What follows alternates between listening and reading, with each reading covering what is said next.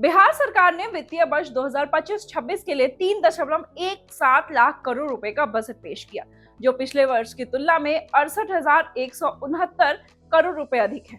इसमें राज्य के समग्र विकास के लिए विभिन्न क्षेत्रों में महत्वपूर्ण आवंटन और योजनाएं शामिल हैं। आइए जानते हैं इस बजट के प्रमुख बिंदु, उन पर विस्तार से चर्चा भी करेंगे।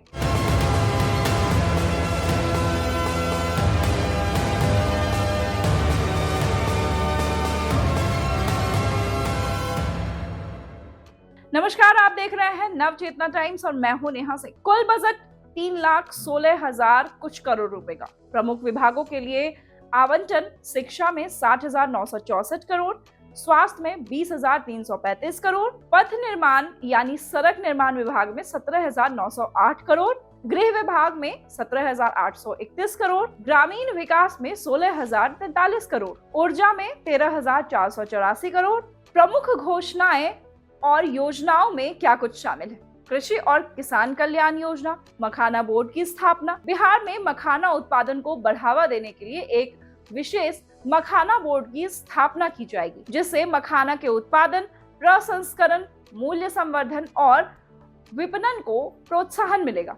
बाजार समिति और कोल्ड स्टोरेज। बाजार समितियों का आधुनिकीकरण होगा। 21 बाजार समितियों के आधुनिकीकरण के लिए 1289 करोड़ रुपए का प्रावधान किया गया है, जिससे कृषि उत्पादों के विपणन में सुधार होगा। कोल्ड स्टोरेज की भी स्थापना की जाएगी। सभी अनुमंडल और प्रखंड स्तर पर कोल्ड स्टोरेज की स्थापना होगी, जिससे किसानों को उनके उत्पादों के संरक्षण में सहायता मिलेगी। महिला सशक्तिकरण। महिला हाट की स्थापना होगी। पटना में महिला हाट की स्थापना की जाएगी, जिससे महिला उद्यमियों को अपने उत्पादों के विपणन में सहायता मिलेगी। शहर में महिलाओं के लिए विशेषकर पिंक टॉयलेट्स की स्थापना होगी। इससे उनकी सुविधा और सुरक्षा दोनों ही सुनिश्चित की जाएगी। विवाह मंडप। प्रत्येक प्रखंड में कन्या विवाह मंडप का निर्माण किया जाएगा, जिससे सामूहिक विवाह और अन्य सामाजिक कार्यक्रमों के आयोजन में सुविधा पहुंचाई जाएगी। अब बात शिक्षा और खेल की। नए डिग्री कॉलेजों की स्थापना होगी। 534 प्रखंडों में 358 में नए डिग्री कॉलेज की स्थापना की जाएगी। इससे उच्च शिक्षा का विस्तार होगा। स्टेडियम का भी निर्माण कराया जाएगा। सभी प्रखंडों में स्टेडियम का निर्माण किया जाएगा, जिससे युवाओं को खेल कूद के अवसर मिलेंगे। कृषि और ग्रामीण विकास। दालों की खरीद यानी अरहर, मूंग और उड़द दाल की न्यूनतम समर्थन मूल्य यानी MSP पर खरीद की जाएगी, जिससे किसानों को उचित मूल्य मिलेगा। तरकारी सुविधा आउटलेट। सभी प्रखंडों में तरकारी सुविधा आउटलेट्स की स्थापना की जाएगी, जिससे सब्जी उत्पादकों और उपभोक्ताओं दोनों को ही लाभ मिले। 8,831 करोड़ रुपए की राजस्व बचत का अनुमान किया गया है, जो राज्य की वित्तीय स्थिरता को दर्शाता है। राजकोषीय घाटे की अगर बात करें तो इसे 3% तक के निर्धारित सीमा के भीतर रखा गया है, जिससे वित्तीय अनुशासन सुनिश्चित होता है। केंद्रीय बजट 2025-26 में बिहार के लिए विशेष आवंटन किया गया था। विमानन अवसंरचना का विस्तार की अगर हम बात करें तो ग्रीनफील्ड हवाई अड्डे। बिहार में नए ग्रीनफील्ड हवाई अड्डों की स्थापना की जाएगी, जिससे राज्य की कनेक्टिविटी में सुधार होगा।